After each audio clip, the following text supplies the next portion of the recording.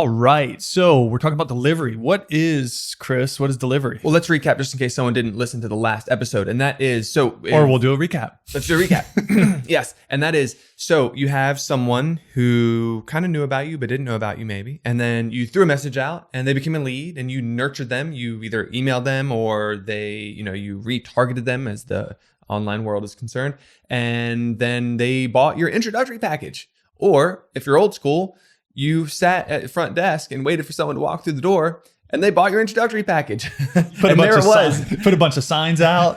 Yeah, old school guerrilla marketing, flyers out, like juice bars and all that stuff. Definitely a form of that for sure. But then you waited and they came in. And so there it is, right? They walked through the door. You have your lead gen, you nurtured them with a conversation for 5 minutes, 10 minutes, maybe a little tour of your studio, and you converted them into a introductory package. However that process went for you. We hope it's more direct response. You're very specific. You can measure results of your efforts, and that you can make it more economical and save money and maybe even make money getting people in the door. That's really the key, guys. Like the difference between the two styles of the old school and the new school, the general marketing versus direct response marketing, is that you can measure everything. You know exactly what you're paying for, exactly what you're getting, and you can tweak and tweak and tweak and get it so you get the formula right? So the direct response marketing is so cool because you can tweak it to the point that it can start to work on its own, and you can eventually stop tweaking to some degree. Now there's ad fatigue and things like that where you have to shift a little bit, but once you have your process down, and it takes a little bit to get the process, but once you have your process down, you don't have to tweak it all the time. And what we experienced was the old school way, the general marketing. You had to tweak it constantly. We were constantly putting stuff out and putting stuff out and putting stuff out. And we weren't sure how successful we were with it, really. And so we were constantly changing it. Anyway, you get that whole process done. You get lead generation, you get lead nurture, you nurture those people, they convert into a package. And the next phase is fulfillment, delivery. And really, so it's like the sale that happens after the sale. It's really when it starts, because now they've said yes, they're in your studio. And so the question becomes, can you guarantee that they'll get results? And really what that means is, do you know what's going on in the yoga room with the teachers that you have? The unfortunate truth is that most studios don't. They do a 1099 independent contractor deal with their teachers. They hire anybody. Most of them may or may not even give an audition class, and then they just let them roll. And they don't know what's going on. They don't know how they're teaching. They don't know what they're saying. They don't know, do they ohm or do they not ohm? There was a post in this Facebook group, and there was people were like, do we ohm or not ohm? And some studio owners were like, I don't know. Some do, some don't. And I'm like, are you kidding? How can you not know what's going on as far as the product that you're delivering to your students? And this is the problem with the delivery, the fulfillment aspect, is if you don't know what's going on, you don't know what they're being fed inside the studio, how can you guarantee results? Because this is what happened. The granular level of what just happened when they said yes to the introductory package is that you've made a promise to them that something is going to happen for them concerning a problem that they have that they want to solve. And the way they're going to solve it is by practicing in these classes. And if you can't guarantee that what they're looking for is going to happen in that room, then no wonder you're not as successful as you want to be, because you don't have control over the product, which is the very thing that's delivering the solution to the problem that they have. Yeah. That's really one of the most important things is the consistency within the room. And so some styles and some studios do the exact same thing every single time, right? That is a form of consistency, and they're successful, right? It works for them. Other styles and systems have variability, but there's still, within that variability, there is still consistency, where when somebody comes into your studio, they walk into that room, they are getting a similar experience, and those experiences, as they become consistent in practice, create consistent results. Whatever we say those results are, right? Whether it's losing weight for some people and getting more in shape and feeling better in their bodies, whether it's less stress and feeling the effects of that, whether it's more energy in their life, whether it's a better connection with their significant others. There is a result that we can get people, and it's important as studio owners also is to understand that result so that we can express that to people as they're coming in. We know that that's going to happen when they're consistent with it enough. And we know it's going to happen if what's being taught in the room is consistent as well. Yeah. And that is, so a part of it is understanding what's being taught, but the other part of it is being the leader and dictating, this is what we're doing. This is what we're teaching. This is what we're not teaching. And if you have a studio that's like the jack of all trades, or like what they call the Institute of Yoga, where you offer 7 different styles, 13 different styles, you have like a salsa class in the middle of your schedule, and then you have a hot class before and then an Iyengar class afterwards. How can anyone get any traction with that? If I'm not interested in salsa, that class is out. If I take an Iyengar class, that class is, and I don't like it, that class is out. And now if you have that 4 or 5 times on the schedule, you've just eliminated and made it even more, eliminated my possibility of coming back to your studio and made it even more difficult for me to gain traction and to be consistent with your studio, which means it's going to minimize my ability to get the results I'm looking for, which is then going to increase the likelihood that I'm not going to stick around. That's it. You got to be consistent with it. That's one of the hallmarks of success, and not just in yoga, but in any business. Right? If you think about this, we've talked about this before. If you go into a restaurant and it was an Italian restaurant that you normally go to and you really love the food there, but then you went into the Italian restaurant and you ordered the same meal and it was totally different, right? The same one you get all the time, the one you really love and it was totally different, you would start to lose confidence in going back to that restaurant. Or we use the same analogy that a lot of yoga studios are doing. You went to your Italian restaurant and all of a sudden half the menu's Mexican food. Right? And then another portion is Thai food. Like all of a sudden you're like, well, they're starting to try to be a jack of all trades in the restaurant and food. I've lost confidence in their ability to do really good Italian food. Or even if they said it out in the out front, even if they didn't change it in between, like in the middle of it all, even if they said, you know what, we're going to offer all these styles of food. And oh, they're not going to do any of it really well. They're not, because you know that, man, you go to that like authentic Italian restaurant, man, they do it the best because that's what they do. And if you go to one that's like, yeah, we'd have this like lasagna dish and then we have this Mexican dish and we have this Thai dish, you know, the consistency of that, it's not going to be the best food because they're trying to do too much. It's no different. The perception of what your students are experiencing is, man, if you're trying to do it all, you're not going to do all of it really well. And not to mention the problem of, like, okay, now a teacher that does happen to teach that class really well, what if they have to get it subbed, or that they move or they leave or they decide to go open up their own studio? So all of a sudden your chef that does Mexican food is now trying to do the Italian menu, cook the Italian food, right? Your teacher that teaches Iyengar really well is now trying to teach an Ashtanga class. And not doing it well, right, guys? So we have to have consistency in our studios. That is it. So if you're an Ashtanga teacher, teach Ashtanga and hold to that. If you're an Iyengar teacher, teach Iyengar. If you're doing Jivamukti, do Jivamukti. Like niching down is so important in our work, right? You become a master in that craft.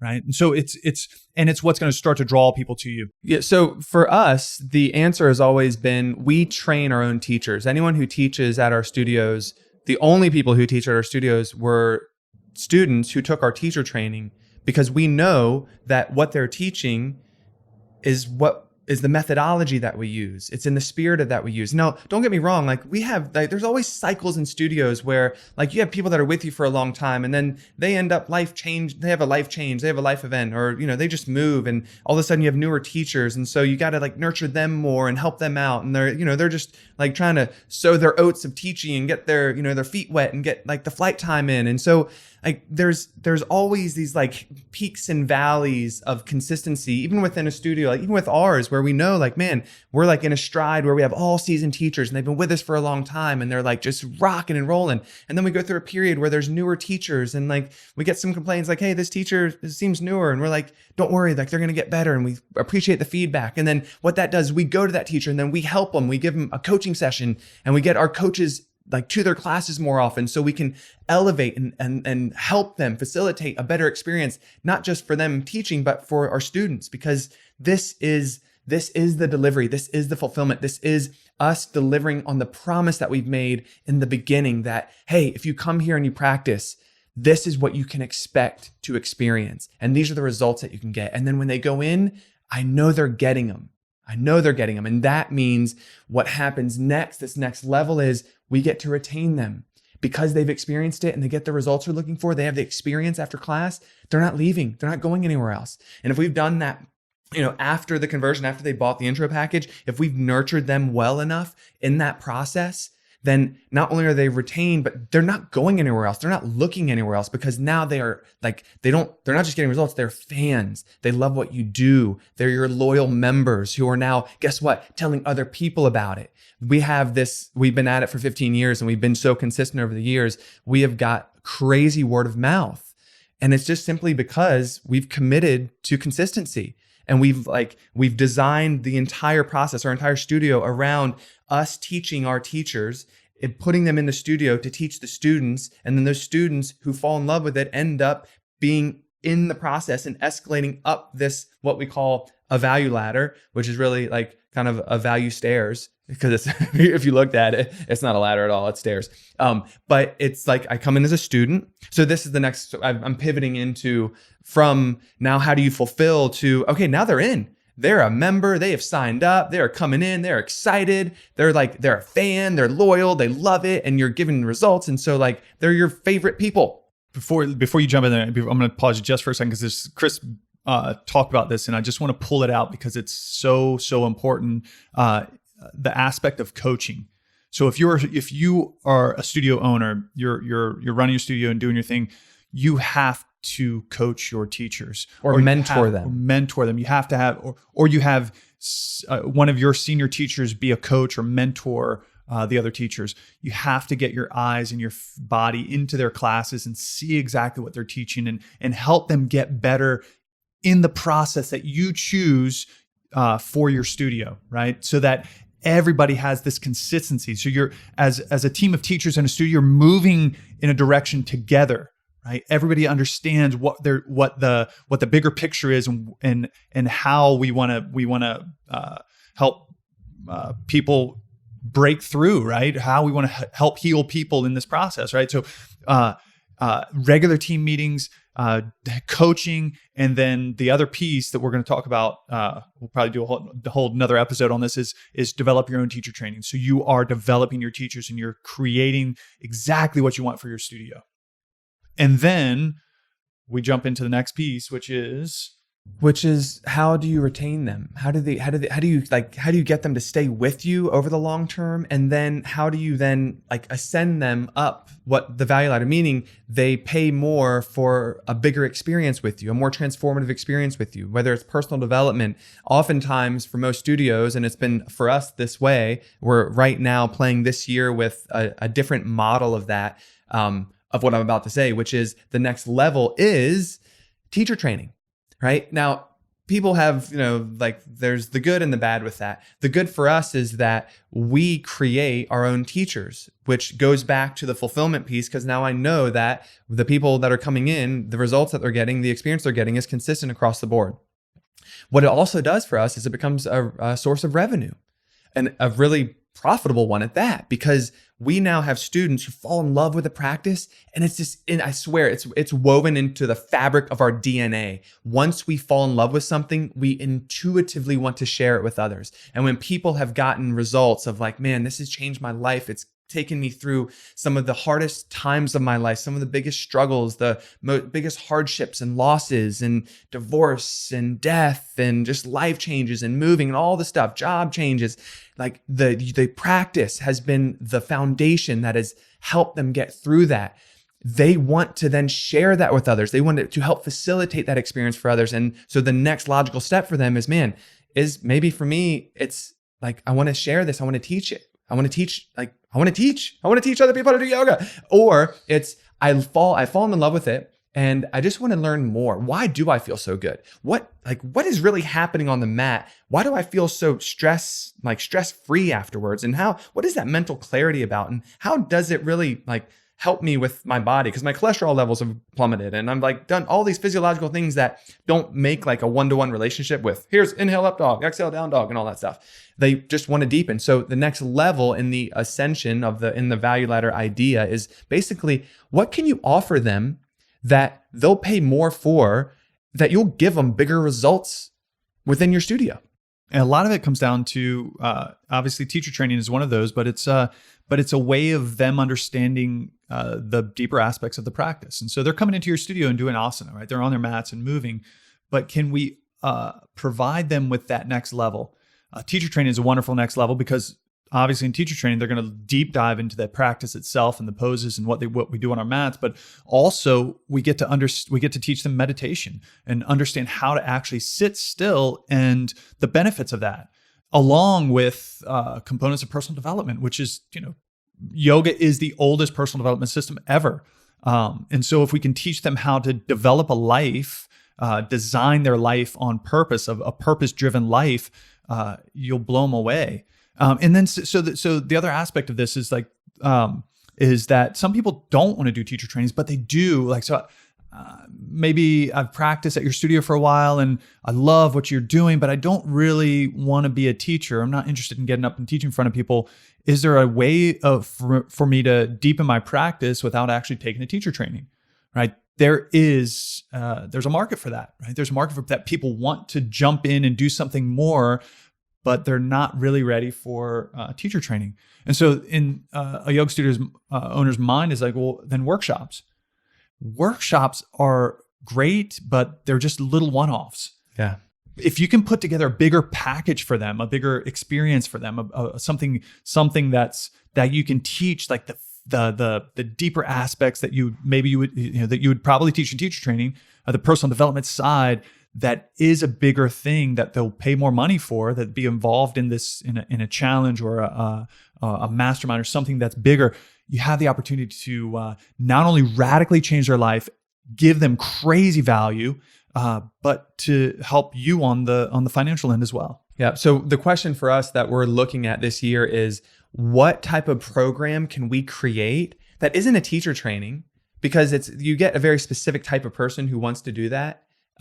But in some people are like, well, then you're creating your own competition. They're going to open up a yoga studio down the way. And I don't really ever have a fear of that, quite honestly, because I just hold true that if I'm doing what I'm doing well, and I'm continuing to ask the question of how can I do more for the students that are coming in and make the experience even better, then it's not really a competition thing that I have to worry about. It's me being better within my own organization that I have to worry about. Anyway, but that aside, there's another avenue like John was just talking about. So the question that I'm asking you, and the question that if you're a yoga student, you should ask yourself is, man, is there a program that I can create that costs more, that I can charge more for, that maybe longer term, that I can get very specific results that's kind of in that personal development realm, but getting a very specific result. Maybe it's like a huge meditation program. That's kind of been my thought lately. Or if it's like a nutrition program or something that I can say like, hey, this is the result you're going to get over the 6, 8, 10, 12 week period. And it's going to cost more because you're going to get coaching, you're going to get online resources, and you're going to get, like live classes, like private classes, and that we're going to talk about it. And we're going to you have to set up the offer. We've talked a lot about offers in this podcast. So you do it right, but then it's a way of adding more value, getting people bigger results, tying them deeper into your culture, and also increasing your revenue all at the same time. So that would be there's great ideas and great examples of upselling. But let's talk a little bit about retention. Could we talk about retention as far as like the product and development and making sure that in the delivery side of it, it's incredible, right? So you're adding just amazing value. But if somebody's on your best membership, your premium membership, and you want them to continue on their premium membership, what kind of things would you do as far as like value at that stage where you retain them? They consistently come back. They consistently keep their membership. Talk about that a little bit. Like, what are some ideas as far as retention? Well, what happened last year was we realized, because what we're really saying is, man, these 5 core functions of a business are a framework of looking at your business and seeing where can you do better? Like where are the gaps and how can you fill those gaps and what can you do to to make each segment of that better. What we're incorporating right now is lead generation, nurture, and conversion, right? But now we just did an analysis yesterday at the time we're recording this. And what we looked at was, the retention aspect of it is where our next gap is. We do well in the fulfillment of it. And there's obviously, like I said, little ups and downs with that. So where is it? So the brainstorming that we're talking about is how can we do like for the members, for the premium members, we have 3 tiers of membership, but maybe for all the members or premium members. So this is kind of brainstorming on the fly on the podcast is how like events that we can bring them to that are free for them, but that just say, hey, thank you for being who you are. And we're going to throw this event together. Private classes that are just for them. Seems so simple, but it's powerful. Just cards, snail mail cards. Now here's the difference. When you can send an email, but that the amount of effort it took to send an email was low. When you get a card and you realize that, man, someone had to buy that card, they had to take the time to hand write it, they had to lick the envelope, and I'm joking, but I'm not joking. And they put a stamp on it, and then they had to take it to the to the mailbox, and they put it in the mailbox and lifted up the handle to say there's a mail in here, you got to take it, mail person. You get that, and it's more valuable because of the effort that they put into it. And so little things like that, it doesn't have to be like, I'm throwing this $5,000 event and I'm bringing everyone in, we're having a big old party, whatever that is. You can do little things. And this is what we're brainstorming is how can we do little things that show a lot of value that don't cost a lot of money, but that are really appreciated. Yeah, one of our teachers, or he's actually a mentor. He's not one of our teachers directly, but he has a business where all of his premium members, every once in a while, he'll send them cookies, right, or send them a Starbucks card, a gift card for Starbucks. He does these little and it's random, right? These little things throughout the year. He'll just send off, the people that have been with him longest some special little gift in the mail. And it's like Chris said, it's actually going in the mail to them, and it's one of those cool things that people really appreciate. That they say, okay, you didn't just do give me a discount on something or just send a mass email to everybody. You actually took a little bit of time. So people appreciate the time spent more so than the money, right? Because time is one of those resources that we have limited supply. Money can be replenished, right? We can get money back and it can leave and we can get it back. Time's not like that, right? It's a valuable resource. So if people realize that you spent the time to actually do something to go that next level, they really appreciate it and they will stay with you. Yeah. So if you're listening to this and you are a member at Hot House Yoga, know that we're thinking about you and we're trying to make your experience way better. And if not, if you're a yoga studio and you're hearing this, start implementing little things. It could be something simple as just if someone has to suspend because they have surgery, to make sure that you ask them how it went afterwards when they come back, or to send them a get well soon card. It's so simple sometimes and so little, but for me, I know I overthink it and I think it's got to be this big grandiose thing that we do. And oftentimes it's just little things that show that you care, that take a little extra time, but don't actually really cost a lot of money. Yeah. So hopefully you got some value out of that. Hopefully there's some gold nuggets in there. Chris, take us out. Do the work, honor the struggle, make the world a better place. Peace. Yes. Thanks so much for listening to Yoga Entrepreneur Secrets. Do you have a question that you'd like us to answer raw and uncut on the podcast? If you want your questions answered, all you need to do is head over to Apple Podcasts and do 3 simple things. 1, rate and review, telling us what you think of the podcast. 2, in that review, ask anything you want related to yoga. And 3, if you want a shout out, leave your Instagram handle or name. And that's it. Then listen in to hear your question answered live, raw, and uncut. Join us next time on Yoga Entrepreneur Secrets Podcast.